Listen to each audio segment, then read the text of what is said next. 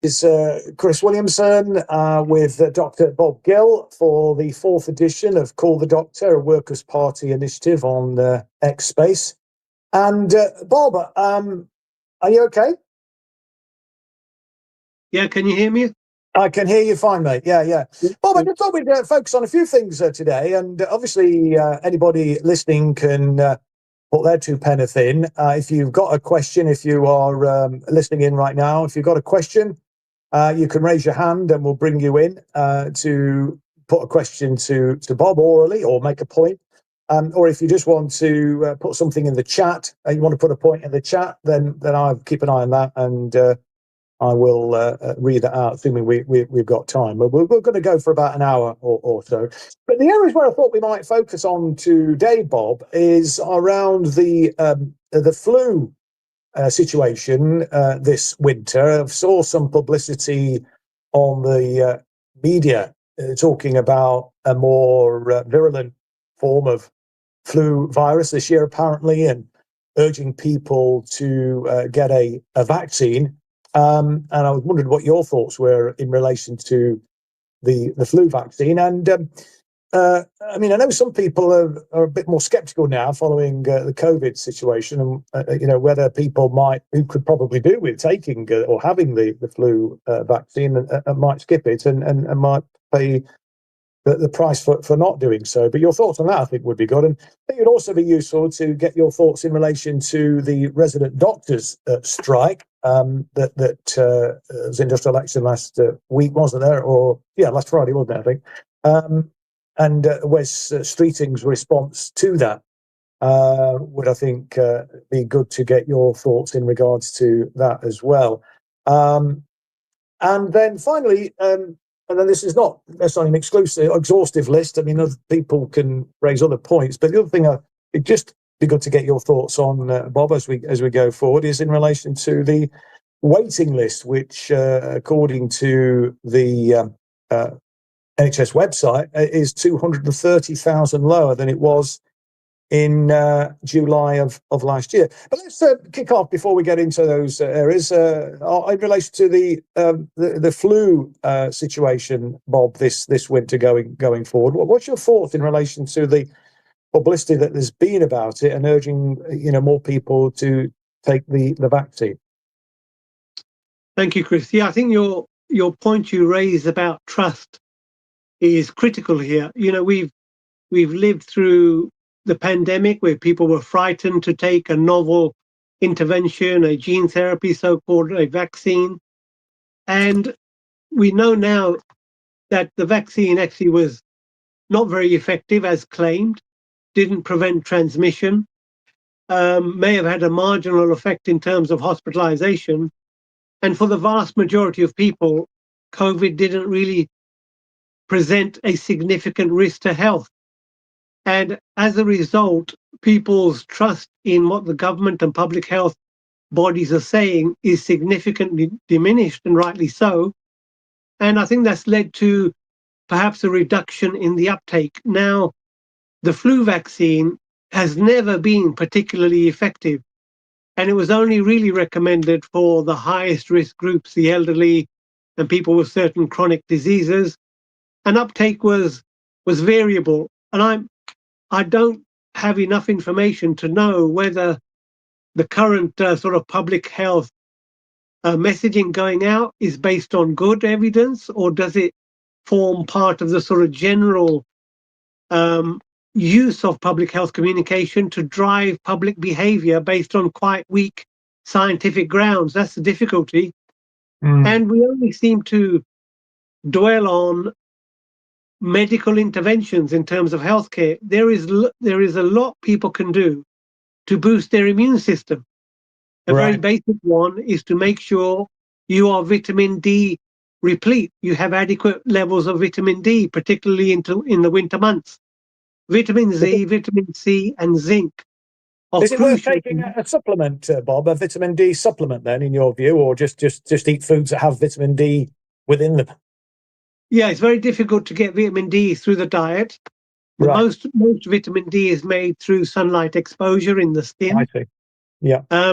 Between the months of September and and May in this country, you don't get sufficient amount of sunlight, and the sun is at a different angle to the earth, so the rays we need don't penetrate.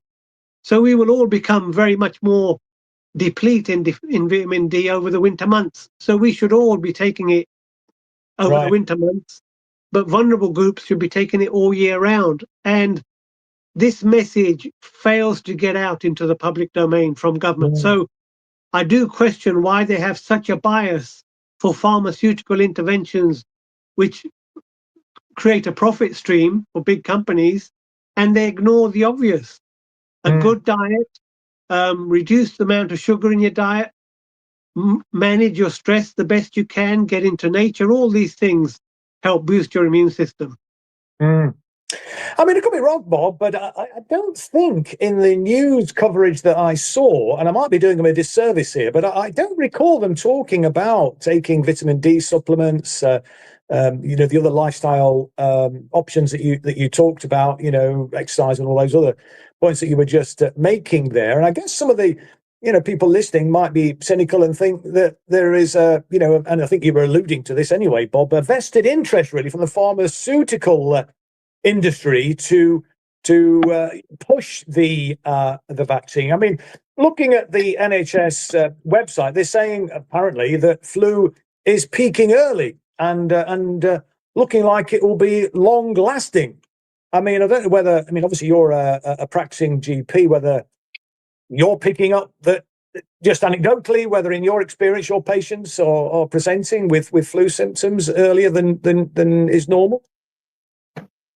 I haven't noticed any difference, to be honest. The problem is part of the claims they are making are not, they're quite vague. The statements they're making are quite vague. They're not saying the flu that is affecting people is more dangerous than it has been in the past or more mild than it has been in the past. They're not being clear on how they're detecting these cases. Is this through routine testing, for example? So you might be picking completely asymptomatic people up. And if a mild flu season lasts longer, well, so what? It doesn't make any difference. So we're only getting partial information, and we're getting the exclusion of non-pharmaceutical interventions. And I'm afraid this, given the sort of history and track record over the last 4 or 5 years, it doesn't ring very important to me.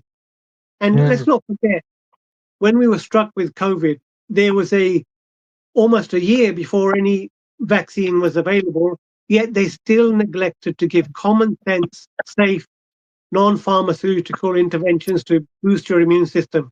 And that's unforgivable. Yeah. I'll just let you know, sorry guys, just letting you know, we've got a speaker, Armin Ali. Okay, then, come in, Armin, and just put your point to Bob then. Hi, Bob. Great show.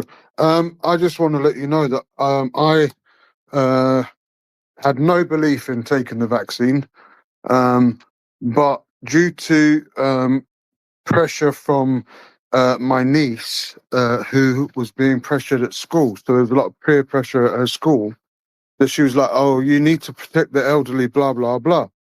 So I ended up taking one jab of the AstraZeneca vaccine. So you're talking about the COVID jab. COVID vaccine. Yep. COVID. Yeah. The COVID jab in March 21. 20 days after taking that, I got COVID. In the 10 days I had the COVID, I lost 10 kilos. Wow. Subsequently, since then, I've lost another 32, so 42 kilos. I've been diagnosed by a neurologist that I've got the diabetic version of cachexia, because I have had diabetes since January 2010. But my type 2 diabetes is stress related, not diet. And I've also recently had in August a heart attack, where when they were putting the stent in, the surgeon said that my heart has 43% diseased, and are now looking at either putting in a pacemaker, a defibrillator, or a heart transplant. Really? which Goodness me. yeah, I mean, are you suspicious that your difficulties with your health then are as a result of taking the COVID vaccine. vaccination? Oh yes, Your vaccine damage? Is that your yes. suspicion? Yeah. Right. Okay. It's not just a suspicion. I mean, I used to be 115 to 120 kilos, Right. and a sportsman. I used to play semi-pro football. I used to referee football, coach it. I was very active, and then I'm now 76 kilos. I've got no muscle mass left on my quads, my buttocks, my arms. I've depleted muscle mass, and from my diabetic clinician and a neurologist, both said there's no cure and it's irreversible. And I'm just getting worse. Let's get Bob's reaction then, Armin. And just before you come in, Bob, as well, I just was going to make the point that the NHS National Medical Director, Professor Pandit, is still urging, I mean, it quoted on the NHS website, urging people not just to take the flu vaccine, but also the COVID-19 vaccine as well. I mean, what's your thoughts about that? And how do you respond to Armin's comments about his belief that he's been vaccine damaged as a result of taking the COVID vaccination? Yeah, well, he's not alone. So if you look just at the American adverse incident reporting system, the BEARS system, for the COVID vaccine, that had caused more adverse events, including hospitalization and death, than every vaccine put together in the history of vaccine. Right. So he's not a rarity. I've seen many such occurrences in patients of mine. That's why I pulled out of giving the mRNA vaccines prematurely, despite it being heavily profitable to carry on with it.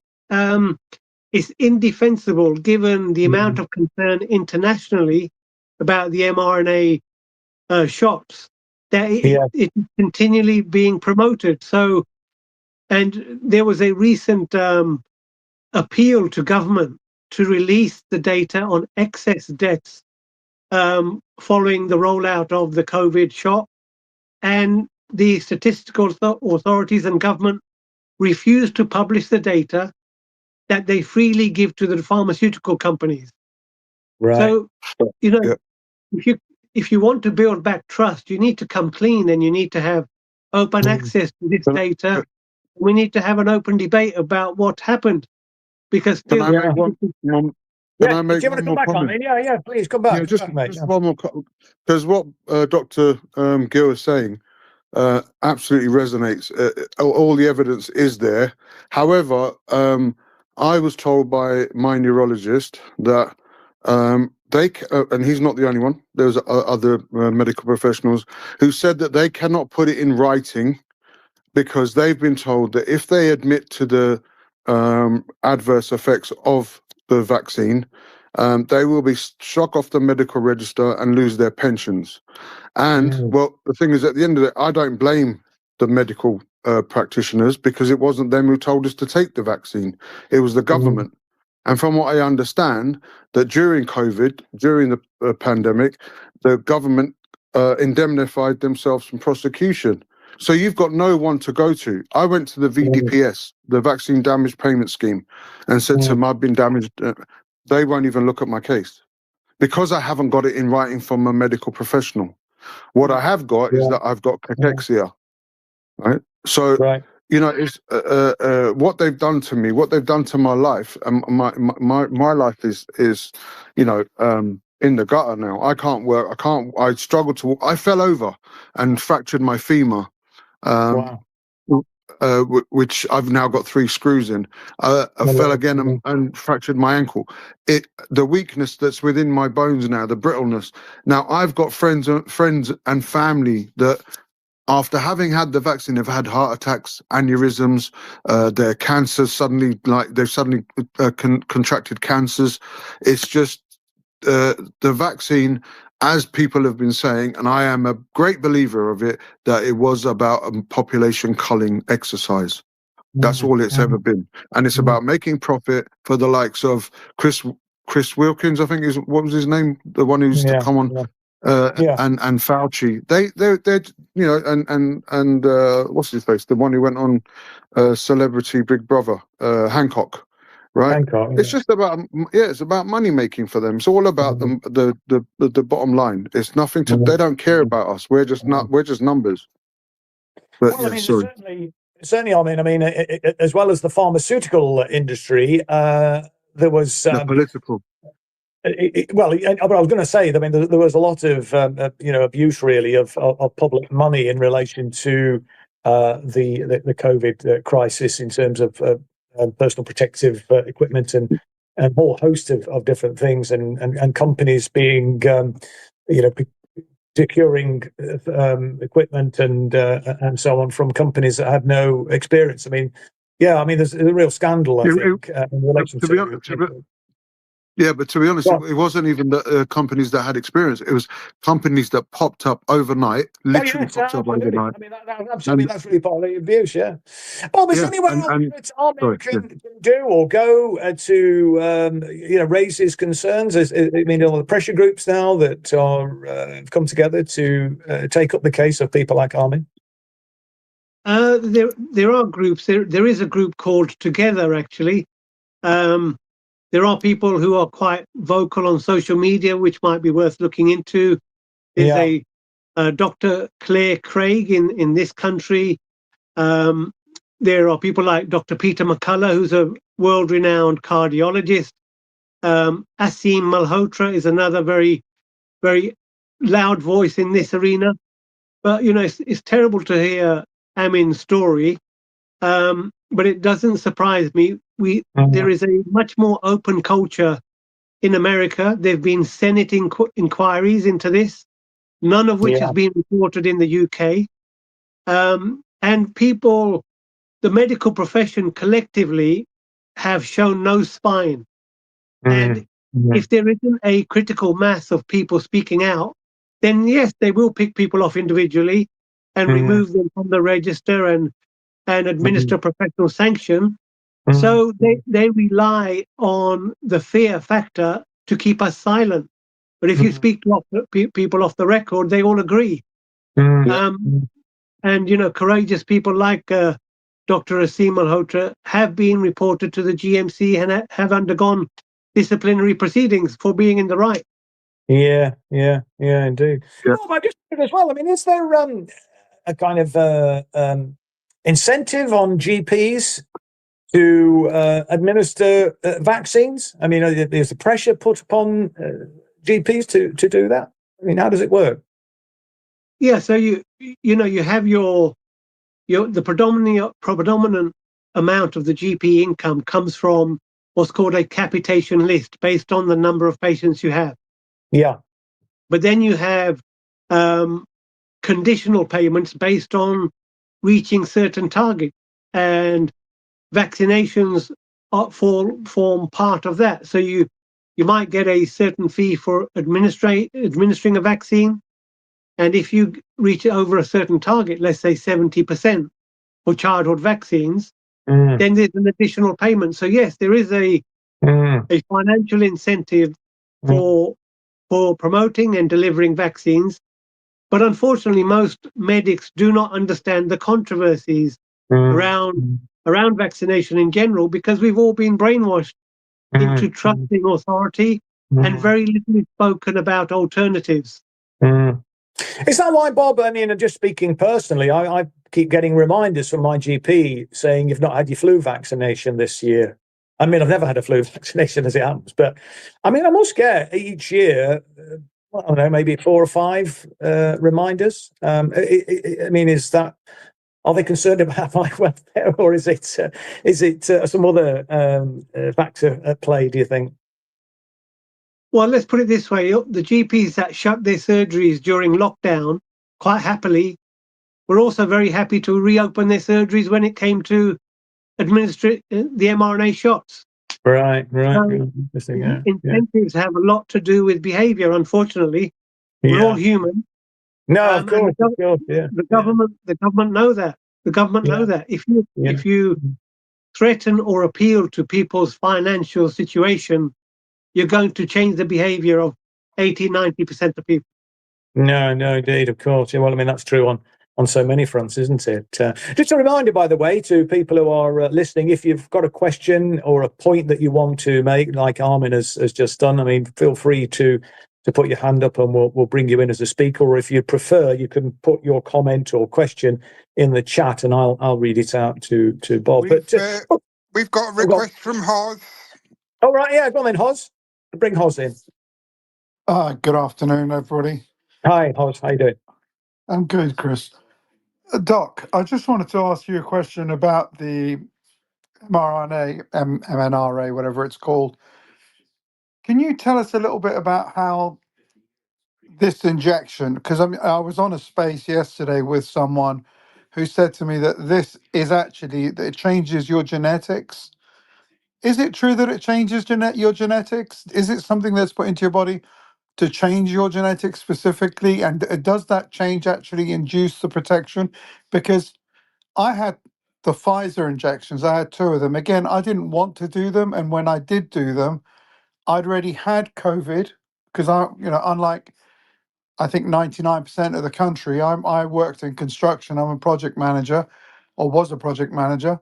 And I ended up working throughout the whole of COVID. Like we literally, the only time we didn't work was from the 21st of March 20 for about 6 weeks. We didn't work, but halfway through April, we were on site. I got COVID, and so did everyone else who was on mic. So that we were like all the managers of the site in Woking. We all got COVID. And then I was told or bullied by my friends in Facebook and everyone else, oh, you're going to get shunned if you don't take it. And I ended up taking the Pfizer injection. I took my mother to have the injection. And I want to know, is it actually a safe thing? Because what I've just heard about Amin makes me think to myself, it's not really safe, is it? It's actually some kind of experiment that's been played with us, psychological maybe, to get us to see if they can get us to all sit behind doors, which is what they did to us as a nation, not as a nation, as the world. And how safe are actually these injections? Hi, Cos. Yes. So if we look at the Pfizer trial data, which they initially had protection from publication for 70 years, if we look at their own data, which we now have access to thanks to court cases in America, their own data was saying that the mRNA shot had a 1 in 800 adverse event rate, including hospitalization and death. That was the drug company's data.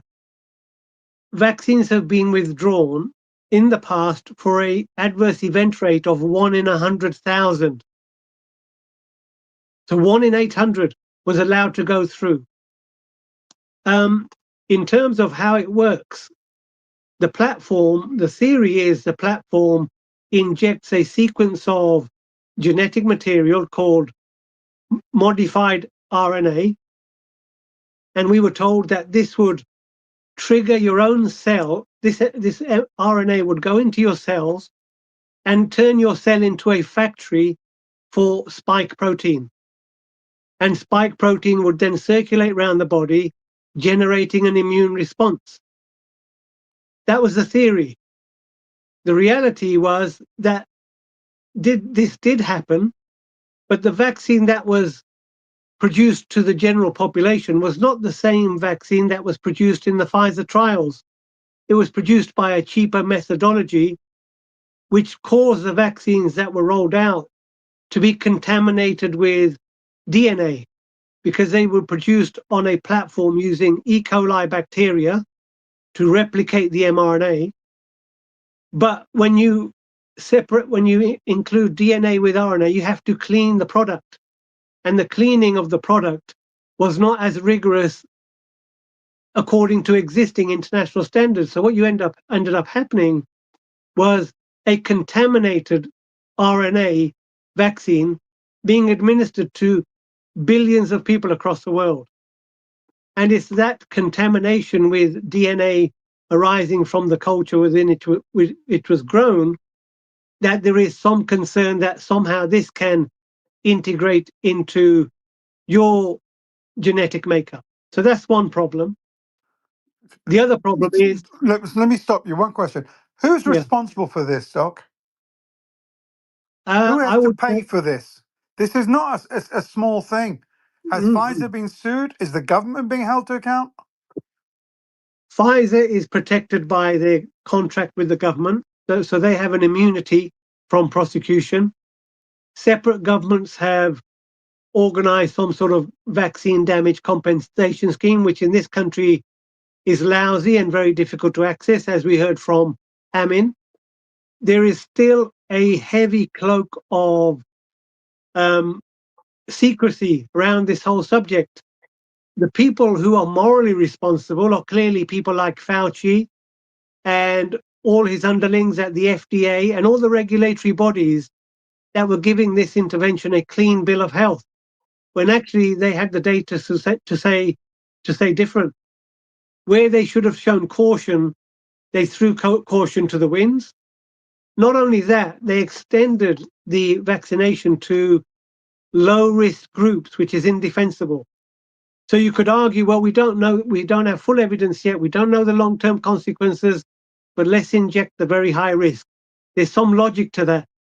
But extending this to the whole population and forcing children to get it before they go to school to protect granny is deeply unethical and was not evidence based, because it was using coercion as a public health measure. Well, you know, that's not free democracies are supposed to be doing.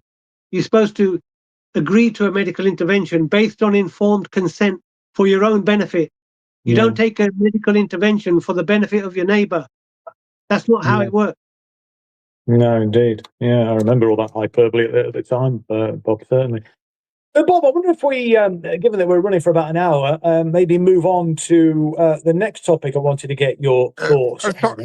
Sorry to jump in. We've got Oh. Shinaz as well waiting. Oh, I did. Okay, fine. Go for it, Shanaz. And hi, good evening, everyone. Hi. Hi. Just in relation to sort of COVID and what was happening at the time. I mean, obviously we know there was scaremongering. We know there was lots of other things going on. Some of the things that you've already alluded people to. But I think ultimately, I think it is the government's responsibility, because they have the contractual arrangements, the regulatory bodies, and the things that they are supposed to be adhere to. They themselves are regulated by the policies and the politics of the country that they're running. I mean, what they actually did, and I think most people will agree, is that they changed the actual rules to suit themselves, whether that be financial gains or whatever other gains that we talk about. I think it would be interesting for people to find out what is happening in other countries, how that information now has become public information, not just people's thinking or what they call us sort of we scheme things and we theorize things, but just based upon sort of our own experiences, and that information needs to be shared. It may not be for another 5 years, 10 years, or whatever. People like Amin and other people that have suffered as a consequence. I think we've all suffered as a consequence. I never used to get a cold or a flu, and I now, continuously can't get rid of one. People tell me, and I agree, I am getting old, but I also know that my lifestyle hasn't changed. In fact, it's got better, and that is something that is being used as an excuse. So I think that's one thing, is where I think there has to be some sort of there are bodies, but I think there needs to be more information that is shared, so that there needs to be a collective strategy to try and get to the bottom of it, which I think we'll never will. But in the meantime, the people that are suffering, and if there is medical evidence, whether that be in America or any other country, it's shared. And the licensing bodies and the regulatory bodies look at that. And I say that because I have a family member who's actually she's she's got a PhD in children's medicine, and she works with a pharmaceutical company. And she was recently telling me how stringent certain countries are in terms of licensing and regulating things, and where perhaps not as. And as a result, I think they were looking at perhaps losing a contract. So it makes you think, that what are other countries doing, what are their rules, and what are our rules, and how we change things in the face of so-called pandemics, where it becomes almost like in a warlike state, where the rules no longer exist and anybody can do what they want. So that's my take on that. No, thanks, Shanaz. Any comments on that, Bob, to Shanaz's points that she just made there? I think potentially it's a mistake waiting for regulatory bodies to do the right thing, given they've been complicit in the disaster. Their instinct will be to cover up and conceal. Yeah. But there are, we have public inquiry after public inquiry. Our current COVID inquiry is not getting to any of this. So it's a diversion, and it's designed to exhaust people, and hopefully they'll forget over time. But there are non-governmental bodies that are doing good work. There's a group called the World Health Council. They publish quite a bit of information on this subject. There was another group of critical care doctors who got together. You can look them up, Frontline COVID Critical Care Alliance, or FLCCC. They produced various guidelines on if you feel your vaccine damage, how you can try and improve your immune system. So I think waiting for people to do the right thing is potentially a dangerous strategy. They should do it. I agree they should do it. But how long do we wait?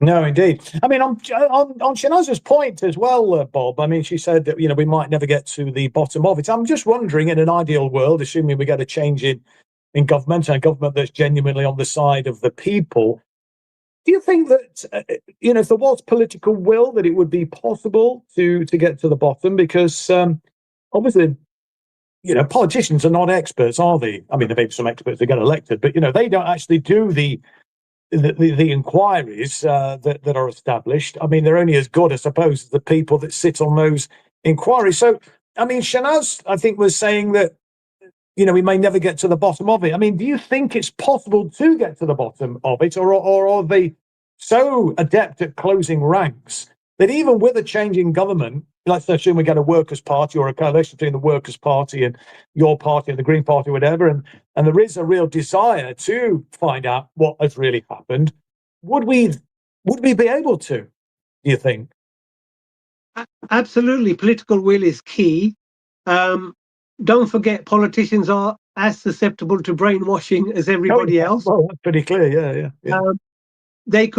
I could name several people that they could put on a panel, and you can have the big pharma companies on one side to make their case, and you hear this panel of independent experts who have abundant evidence, including the sort of immunological effects of the vaccine, the potentially cancer-promoting effects of the vaccine, and the contamination issues. You've got whistleblowers who've come out of the pharmaceutical industry who can lay this all out in one day of giving evidence. Right.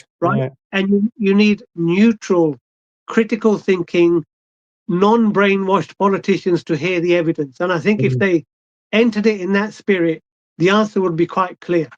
Yeah. They've had such hearings in America, chaired by Senator Johnson, who's a Republican senator who's been leading the charge in trying to get the truth out about COVID. Right. Okay. Big hill to climb, but I mean, from what you're saying is, with the right political circumstances, it would be possible to find out what really happened, and and obviously provide the appropriate compensation to people who have been damaged. Alan, are there any other people wanting to speak? I've been trying to move on, but if there's anybody else wanting to speak, we'll bring them in. No, carry on, Chris. Okay, mate. Yeah. Well, the next thing I wanted to just talk about, Bob, and get your thoughts on, is the resident doctors' strike, formerly junior doctors, known as junior doctors, and the response of the health secretary. I mean, he was quite aggressive, wasn't he, in his reaction to the industrial action that was taken by the resident doctors. For a so-called Labour politician to be as aggressive as he was to workers is, I mean, obviously they're not really Labour these days, as we know. What's your take on the resident doctors' industrial action, and what's your thoughts on West Streeting's response to it? Yeah, so the case of the junior doctors, the crux of their argument is, since the financial crash, our wages have stagnated and shrunk in real terms, and we want to get back to a level which takes into account inflation to get us back to where we were in 2008. And although there was a pay increase, it hasn't got us back to where we were. So in essence, in real terms, we are worse off than we were in 2008. That's the argument. Yeah. West Streeting is an accomplished speaker. He gave a good performance. He hit all the right talking points to make his case. The problem is he was unchallenged. He was unchallenged by the journalists, because the journalists have their editorial stance to keep, which is to keep the actual real agenda hidden from the public. Now, the case that the junior doctors may make, unfortunately, is within a self-imposed Overton window. Right. They never mention privatization. They never mention that their wage suppression is part of a program of doctor substitution, because they're paying non-doctors, less qualified, less experienced, more money than they're paying the resident doctors, right? So there's a clear economic disparity there, with less experienced workers earning more. There's an agenda of doctor substitution, and this fits in with privatization and the dumbing down of service provision. Yet they keep harping on about their pay in isolation and ignore the big picture. Now, that is a self-defeating policy.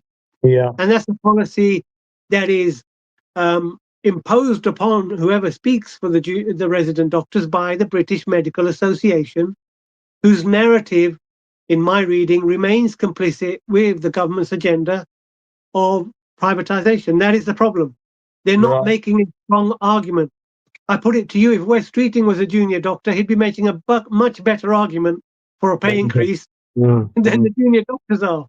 Yes, indeed, probably. But and I guess, Bob, the tactics that they've employed plays into West Streeting's talking points. I mean, the way he's sort of playing the divide and rule tactic, saying, well, you've had this big increase, much more than other people in the public sector, private sector, so it basically sort of saying, well, you're in a privileged position. What are you on about? You're greedy. That's the sort of line I think he's sort of suggesting. And that does find some traction with some people who maybe not necessarily thinking this thing through and maybe looking at their own circumstances. So, I mean, what can we do? I think one line I would use quite successfully is, well, doctors just want the same sort of pay rises that politicians have had over the last 20 years. Yeah, well, yeah, indeed. I mean, of course, I think a lot of workers could say that, of course, yeah.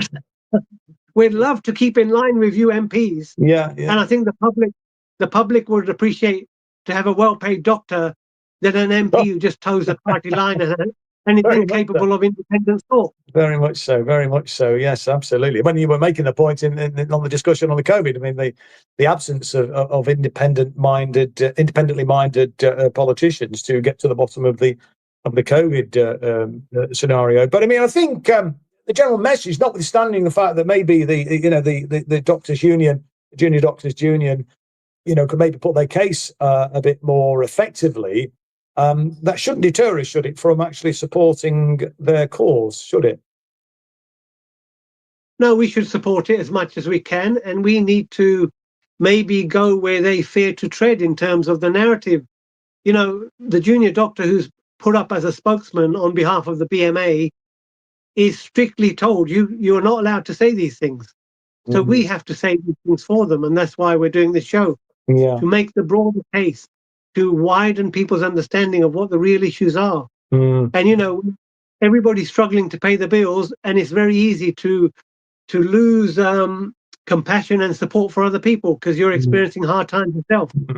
All the more important that the junior doctors' arguments become stronger. And the other argument that they miss is the amount of harm done to patients because of long waiting lists and lack of capacity far exceeds any harm done by industrial action. And they couldn't even make that point. I've listened to two or three interviews by resident doctors. They failed to make these very clear points. I mean, and one of the things. Sorry, Hoz has got his hand up when you've got a moment. Guys. Yeah, I'll just bring Hoz in a second. But one of the things that that Wes Streeting was saying is that this industrial action by the resident doctors is undoing all the good work that this Labour government has been implementing in relation to the NHS. I mean, do you see lots of good work over the last 18 months or so since Labour come back to power? The only good work I can see is the lines coming out of Wes Streeting's mouth, because that is an excellent get out of clause, isn't it? Oh, well, we would have been much further on, but it's these junior doctors who've wrecked it. So he's just playing rhetorical games, I'm afraid, and he's very effective at it. Yeah, no, he did. And of course, facilitated by the a non-inquiring media who kind of just go along with it and don't actually challenge some of the nonsense that he's spouting. But Hoz, come back in, Hoz. What was you going to say? Doc, I was going to ask you slightly off tangent. I wanted to know your thoughts on the GMC. I also wanted to know your thoughts on the GMC and what they're doing to some of these doctors that have not stopped doing their work. But for instance, one doctor who's a friend of mine, Dr. Tamara Ali, had a Palestinian flag, literally a tiny Palestinian flag on a stick or something that was in her flower pot in her office. And she was then charged by the GMC for, what's it called? I don't know, but like she ended up getting suspended from work. Dr. Rahiana Ali is a consultant who's been on Twitter talking about the genocide that's taken place. Dr. Rahma Al Adwan, again, just talking about the what's it called? The genocide. And she's a Palestinian. So as a Palestinian, she's out of office, not doing work, making these comments. What I wanted to know was, you as a doctor pay the GMC £400 or £500 a year, and the role of the GMC is there to look after the interest of the patients, as I understand it, or if you can tell us what the actual role of the GMC is and what your thoughts are on the muzzling of the voices of doctors who are sick and tired of watching a genocide take place, watching their colleagues in Gaza get killed, because a lot of the medical teams that are in Gaza end up being from Britain and the UK. We've got a lot of aid workers that go there. And yet it seems our doctors are not allowed to open their mouth up. So I just wanted to know if you can just tell us a little bit about the GMC and how it works and how you feel about what they're doing as this organisation. And do you think what they're doing actually befits the role that they get the £500 a week or a year from a doctors? Great question, Horst. So I have also been subject to GMC complaint at the hands of UK Lawyers for Israel. They complained twice, and twice they looked into my social media posts in terms of being pro-Palestinian. So I can understand the stress that people are going through when their livelihoods are threatened. That's why I love you, by the way. Thank you. We all love you, Bob. Thanks very much. No, the GMC has shown itself to be a political body. It's a political entity. The current head of the GMC, a Mr. Charlie Massey, was appointed by government.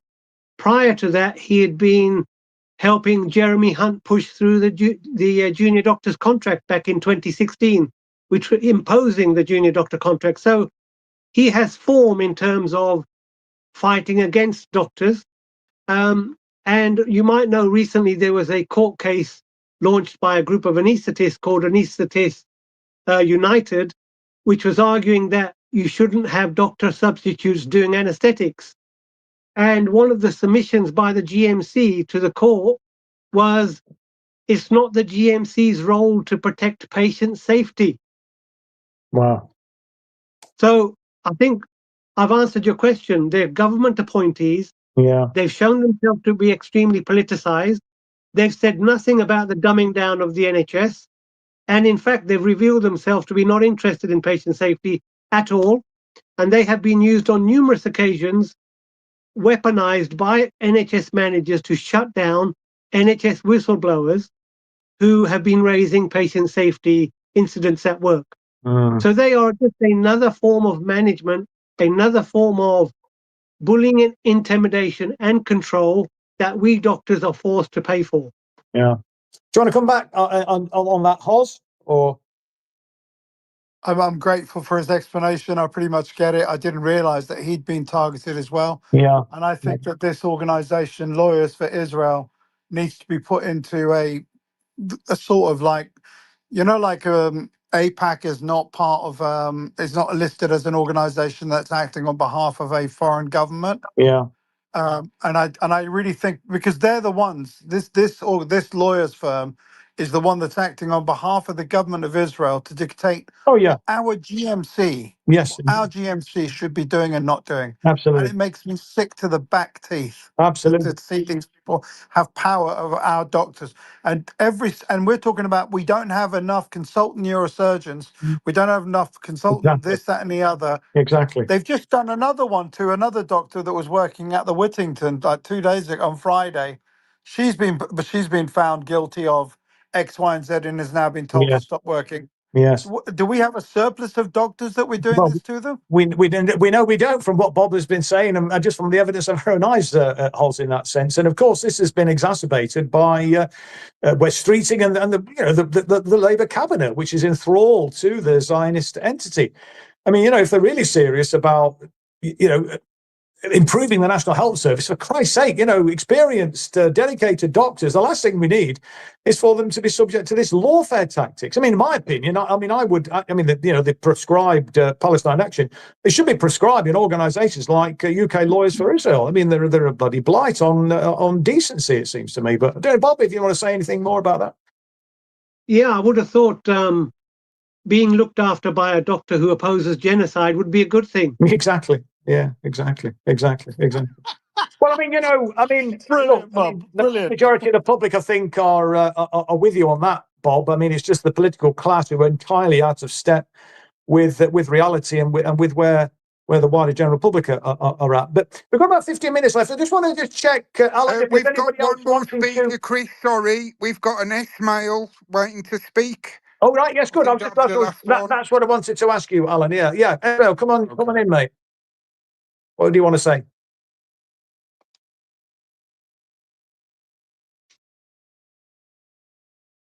S-mail? No, okay, maybe not. Carry on, Well, Chris. Let me try. Ismail, بیدار شو. سلام عرض میکنم. سلام. Ask Hello your everyone. question. I'm so glad to be the listener of wise people of United Kingdom and the world. I'm just listening now. I will just someone arrived in my house. I'm busy a bit. I will listen and then I will share my thought with you later. Thank you very much. No worries, Ismail. Listen, we are going to do this on a regular basis on a Sunday. So if you've got time next Sunday from about 5 until 6 o'clock, if you can't get in today, feel free to join us again and put your point then. But yeah, please do carry on listening if you can. Bob, then in the last 13 or 14 minutes or so, the other thing I was going to ask you about, we're seeing now that this government's claiming that there's been a significant reduction in the NHS waiting list. I mean, the health secretary, I'll just read what he said on the NHS website. He's saying, thanks to the investment and modernisation this government has made, waiting lists are falling and patients are being treated sooner. We're cutting waste to reinvest billions over the coming years in frontline care, less unnecessary bureaucracy and more services for patients. And at the budget, the Chancellor is protecting investment in the NHS to rebuild after more than a decade of decline. The past year is the first time in 15 years that waiting lists have fallen. There's a long way to go, but the NHS is now on the road to recovery. How do you respond to that, Bob? Is it on the road to recovery? Well, it's a very good PR statement by the government and the Department of Health, but I need to know a bit more about these numbers that they keep producing and these statements they make, because I know there are many ways to manipulate waiting lists. For example, if somebody's waiting to see a consultant, that appointment can be redirected to a non-consultant, and they could say, well, we've reduced the waiting list. So without expanding the workforce, you've just redirected the work. The other way of reducing waiting lists is to issue appointments that they know full well can't be made, or do them on very short notice, and then write to the patient and say, well, you didn't respond in time, you're off the waiting list, and if you want to get back on the waiting list, go and see your GP. There are various mechanisms to manipulate the list. What I would love to have known is if they can produce a statistic which gives us the number of surgeries done per head of population. Mm. Now that becomes a meaningful number.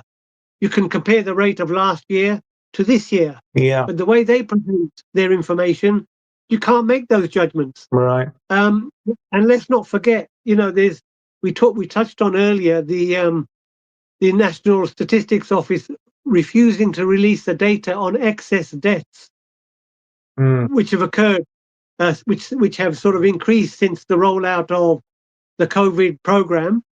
How many of these people waiting on the waiting lists have died?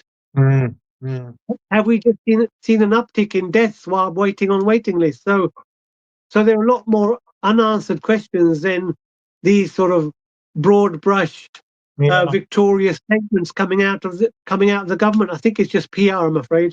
Well, I mean, what they're claiming is that they're going to be a lot more transparent, publishing data and on the performance of individual emergency departments, for example. They're claiming that more than 2.5 million, what they've described as vital checks and tests, were performed in September, almost 150,000 apparently, more than the previous month. So they're throwing out these statistics, but I mean, you sound fairly cynical about it, Bob. I mean, they need to do more. They scrapped quite a key target, which was the 4-hour wait. We no longer talk about the 4-hour wait in A&E because, quite frankly, it's shocking and embarrassing for government. So they just moved the goalposts, and they will design targets which suits their agenda. Either they're easy to manipulate, or they funnel money to the private sector. Now, if you return to the issue of downskilling and doctor substitution and removal of experience and knowledge out of the system, well, guess what, Chris? That's going to generate a lot more unnecessary scans, right? Yeah.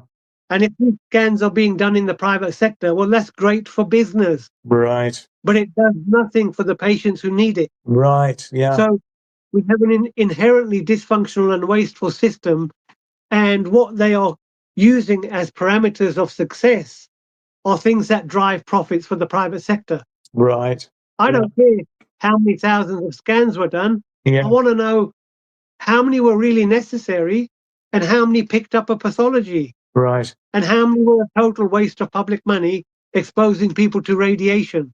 Right. I'll give you an example of this. So one of my junior doctors who trained in my practice did an audit on CT scans for people with headache presenting to his A&E department. And he found only 1% picked up anything. Really? Wow.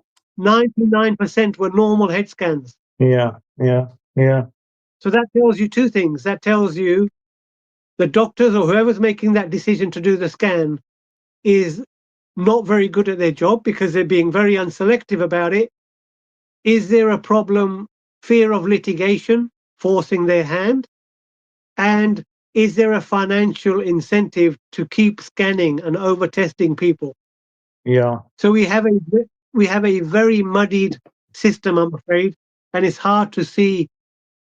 It's hard to see what's clearly going on, but the government, this suits government because it can make claims which are actually meaningless. They sound good, but they're meaningless. Yeah. If I tell you, we've done more of a procedure, that sounds great. But if you say, well, on the back of that, there were more complications and half of them we did it to didn't need it, then I'd say, oh, well, that's not very good. Yeah. I'll give you another example from America.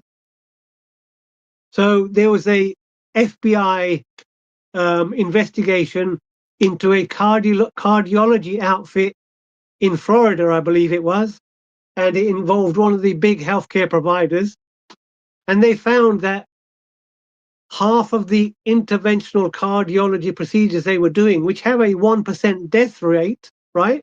They're not harmless investigations, having an angiogram. 50% of them were unnecessary, and they found out the notes were fabricated. Right. So to the hospital provider, that was an extremely profitable and successful intervention. Right. But for those patients who suffered an unnecessary heart attack, it was a disaster. Right. So these vital checks and tests that they are crowing about then could be really just driving an income stream for the private sector then, in that sense. Yeah, so we have now, it's quite perverse. So people are encouraged to go to their pharmacist. The pharmacist will do blood pressure, this, that, and the other. We've already done it. So they're paying twice. Yeah. We've already done it in primary care, and then they do it again. They don't ask, have you had this checked? They will do it again because they can attract a fee. So if you count all this duplication of effort, well, it looks good. Yeah. But actually, it's a total waste of money. The outcomes are not really that impressive when you actually look at what material difference it's making to patient care. The financial outcomes are very impressive for people like Boots. Sure. So, what's the alternative then, Bob? I mean, is there a way of restructuring the way the NHS operates to ensure that unnecessary so-called vital checks and tests, I mean, don't take place, and that we actually rationalise that better? I mean, is that possible? It's entirely possible. It's what we used to do. It's what we were world famous for doing. The NHS, before we went down this privatisation road, was considered the most effective, cost-effective health system in the world, because you had a well-established primary care network which was picking up things before they became a problem. Yeah. There was a team of people who knew you, had a connection with the practice, you had continuity of care, and these were opportunities to do preventative health.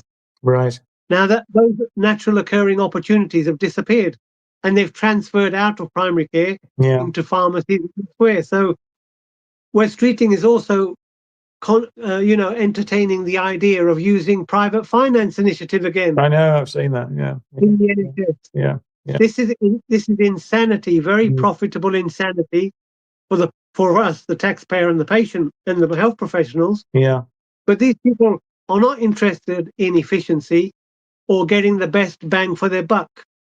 They're just motivated by staying in power, getting their sponsorship from the private sector, lining up a job in the private sector, and to hell with the outcomes. Well, we know, don't we, Bob, that a number of Labour politicians, including the Health Secretary, have received contributions from the private healthcare sector, and indeed previous Secretaries of State for the health service have gone on to very lucrative positions in the private sector, have they not? Absolutely, and we know West Streeting himself went to, I believe it was a Bilderberg meeting, a private meeting. We don't know what was discussed in that meeting. We know that Keir Starmer's had meetings with Larry Fink, the chief executive of the largest private equity firm in the world. I think they handle something like $9 trillion worth of wealth. They're looking for new markets to invest in, and the NHS is wide open to them. I mean, it's on the economic front. There's an example, isn't it, really, of this absurd neoliberal position that this so-called Labour government is taking, where they claim that the route to economic recovery is in the hands of the private sector. They don't talk about the ability of a government that issues its own currency to invest in the economy and to actually a big fiscal stimulus on in terms of improving public health services, although, as you, I think, have previously said, Bob, it's not just about throwing more money at the National Health Service. If we don't restructure it, because all that happened, it will just be siphoned off to the private sector. But there's lots that the government can do. I mean, we're heading towards a budget soon, aren't we? And they should be looking to use the power of the state, as we've done in the past. I mean, this is not, new. We've done it. We've seen it done very, very successfully in the past, where the government has used its power to, to grow the economy, good growth that benefits everybody, not just those at the top. But Alan, just before we close, are there any people waiting to speak? No, there's nobody at the moment, Chris. Okay. I think we'll probably wrap it there then, Bob, unless you've got any final closing comments. I mean, I know one of the points that Hoz raised about the situation where doctors are being suspended because of their position in opposing genocide. That's maybe something we could return, not for now, because obviously we're virtually out of time, but we could maybe return to that and spend a bit more time on that in a future episode, really, because that is an absolute scandal, and it seems to be just getting worse. I mean, it's just an outrage, but maybe that's something to return to. Yeah.